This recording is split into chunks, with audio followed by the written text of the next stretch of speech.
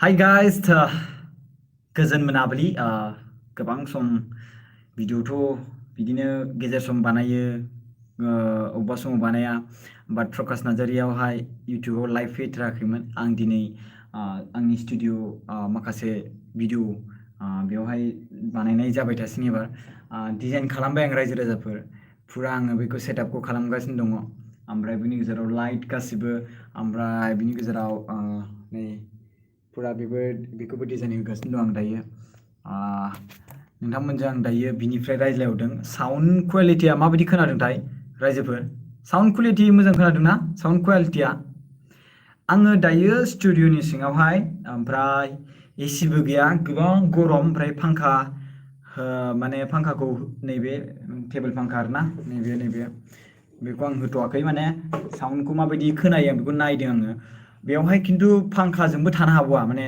बेवहाय एसि नांथारगौ आरोना फुरा आं देखायनो नोंथांमोननि सिगाङाव नायबानो जाबाय फुरा आं डिजाइन खालामजोबदों नै डेक'रेट डिजाइन खालामजोब्बाय दायो ओमफ्राय बिनि गेजेराव बे कालार ओमफ्राय नैबे लाइट बेफोरबो लाइट ओमफ्राय नैबे सेटआप आं नोंथांमोननि सिगाङाव देखायनि नैबेखौ माबायदि नुदों नोंथांमोना बेखौ खोन्थाबानो जाबाय बिनि डिजाइनखौ नोंथांमोना माबायदि नुदों बेखौ आंनो खोन्था माने माबायदि सेटआप नुदों बेखौ खोन्थाबानो जाबाय माने कालारखौ आरोना माबायदिखौ डिजाइनखौ नैबेखौ नायबानो जाबाय आं बेखौ ओरै खालामना देखायथारनोसै नामा ओरै इदि खालामना देखायथारनोसै नामाथाय औ बेबायदि देखायबाय आरोना स' नोंथांमोना माबायदि नुदों बेखौ खोन्थानानै होबानो जाबाय कमेन्टआव मोजाङानो नुदों होननानै सोरबा सोरबाथ' बुंदों बुंनायालाय होमबाबो नोंथांमोननिफ्राय आं मिथिनो लुबैदों माबायदि नुदों माखासे सुबुंफ्रा आं गुड नाइट दानो होनथ'वाखै नोंथांमोनासो गुड नाइट होनदों जाय गुड नाइट होनदों बिथांमोना थांनो हासिगौ आं दायो गुड नाइट होनथ'वाखै मोजाङानो खोनादों आदा अके आदा दासान्दि बबेयाव थायो आङो दासान्दि बासुगावआव आं स्टुडिअ बेयाव बानायदोंमोन नालाय स' बेयावनो दंसै दायो जेरावबोथ' थांथ'नाय जाथ'वा आं दायो 10 अक्ट'बरावहाय बेंगालुरु थांगोन नोंथांमोना मिथिखायो जायनि थाखाय थांगोन सानै बे पि बसुमतारी आरो एस बसुमतारी स' बिसोर गथ'फ्रा बहा दङ मा दं बिनि सोमोन्दै खोन्थाखाबाय गाबोन मोनसे आं भिडिअ बानायगोन गाबोन जा CWC आव मिटिं दङ अफिसारफोरजों मोनसे प्रेयार मोनसे लेटार होदोंमोन आङो आरो जोंनियाव गासिबो डकुमेन्टस जों कालेक्ट खालामजोब्बाय ओमफ्राय बिनि गेजेराव जोंहा फ्लाइटनि टिकेट गासिबो बानायजोबखाबाय अके जियानो हक मोजां खोनादों आदा नाइस कालार थेंक इउ स' माच मोजां नुदोंलै आदा थेंक इउ मोजां नुदों खोनादों फंबाय गुड नाइट अके आं दानो गुड नाइट होनथ'वाखै मोजां नुदों ब्र मोजां नुदों गुड स्टुडिअ थेंक इउ मोजांथार जोबोद मोजां नुदों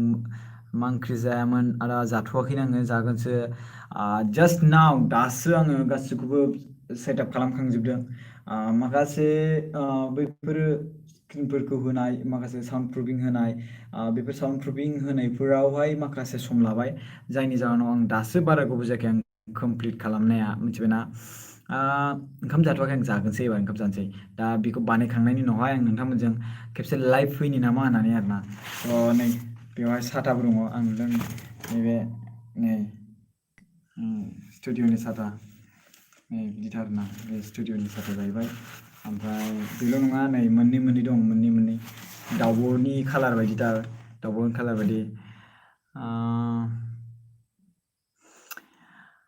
मा बुंनो सरकारखौ दायो मोजां खोनादों आदा प्रकाश उदांस्रि दैमारि थेंक इउ स' माच आदा स्टुडिअखौथ' बासुगावआवनो खालामदोंना केएम प्रेजेन्ट येस नोंगौ सैथो बाथ्रा अपेनिं खालामसिगोन आङो बावैनो बारा गोबाव जाया बेयावबो एसे एनै बाजेटनि खोथा थायो आरो बिनि गेजेराव बाजेट थायोब्लासो स्टुडिअफोरखौबो एसे एनै माबा माबि जाहोनाय माहोनाय नङा होमबा स' ओरैनोथ' जोंनि इउटुब चेनेला 2017 मायथाइसोनिफ्रायनो जागायबोजेननायखा ओमफ्राय बिनि गेजेराव दायो दिनै 2000 जाबाय 20 जाहैबाय ओमफ्राय 2017-18नि गेजेराव आरोना ओमफ्राय बिनि गेजेराव दायो जोङो जुदि अपेनिं खालामोब्ला होमबा बेवहाय फार्स्ट बार्थडे जानाय बायदि जासिगोन आरोना बिनि माने अपेनिं जानाय बायदि जासिगोन आरो एक्सुवेलि जोङो दासिमबो तारिखखौ डेटखौ कालारखौ थिग गोसोआव गैया जों भिडिअ बानायदोंमोन बे समावनो ओमफ्राय बिनि गेजेराव दायो जोङो मोनसे सेलेब्रेसन डे खालामना लानांसिगोन BM सोदोब चेनेलनि आरो जों सानगासिनो दङ मोनसे माखासे खौरां बिजोङाव सालायनो थाखाय माखासे चेनेल खुलिलायनाय दा नैबेथ' खौराङानोखा बा जों गुबुन मोनसे आरो खालामबावगोन आरो बिनि गेजेराव वेबसाइटनि दारैबो नोंथांमोननि खौरांफोरखौ लानानै जों फोसावनो सानगोन बुहुमनाङैनो सुबुंफोरनो। स' नोंथांमोना जोंखौ सापर्ट खालामबानो जाबाय माखासे खोथाफोरखौ खौरांफोरखौ नोंथांमोना दैथायहरनो हागोन। साउन्डखौ माबायदि खोनादों इक' खोनादों नामा? दाख्लै बयबो इक' खोनादों होनना बुंबाय थायोमोन ना? बाट एबारनि गेजेराव इक' खोनादों नामा? नोंथांमोना कमेन्ट खालामना खोन्थाबानो जाबाय। इक' खोनादों नामा? जोंना ओंख्रिया जानो हागौ आलु। सरि लोगोफोर नेटवर्क प्रब्लेमनि थाखाय बेबायदि नेटवर्क माबाया प्रब्लेम जानो हाबाय सरि एबाउट देट। इक' खोनायाखै आदा अके इक' खोनायाखै अके स' थेंक इउ स' माच। आं दायो नोंथांमोननियाव बेखौनो लानानै नोंथांमोनजों थिगैनो दं आदा साउन्डआ। आदा नोंनि न'नि रुमखा नामा बे? नङा मालायनिसो आंनावलाय बहा। आं दायो बेबायदि लानो अखादानो गैया नायनि माबायदि जायो फिउचारावहाय। आंनाथ' होजाय न'आव न' दंखायो बाट आं बेयावसो खुलिफैदोंना। ओमफ्राय दा आं होजाय न'आवबो खुलिनो हायोमोन बाट आं होजों खुलियाखै बाट आं बेयाव खुलिफैबाय दायो। स' नायनोसै बबेनिफ्राय बबेसिम दैया थाङो। बबेनि दैया बबेथिं थाङो बिदि होनोमोन नामा? स' बेबायदि आं बुंबाय आरोना। दा खोनाथ'वाखै ब्र' अके मा ओंख्रि जाखो? दा जाथ'वाखै ओंखामखौ। नोंथांमोना मा ओंख्रि जाखो आरो नोंथांमोना माबोरै खबरा? आसा खालामो नोंथांमोननि न'खराव गासिबो सुबुंनियाव मोजां दङ। जोंनि बुहुमाव कर'ना भाइरासआ दासिमबो जोबनो थाङाखै। डनाल्ड ट्राम्प आरो फार्स्ट लेडि माने आमेरिकानि प्रेसिडेन्ट डनाल्ड ट्राम्प आरो फार्स्ट लेडि बिथांमोना कभिड-19 पजिटिभ मोनलायलायबाय। एसियान माने वर्ल्डनि मादाव देरसिन पावार गोनां कान्ट्रि बेनो जाबाय USA।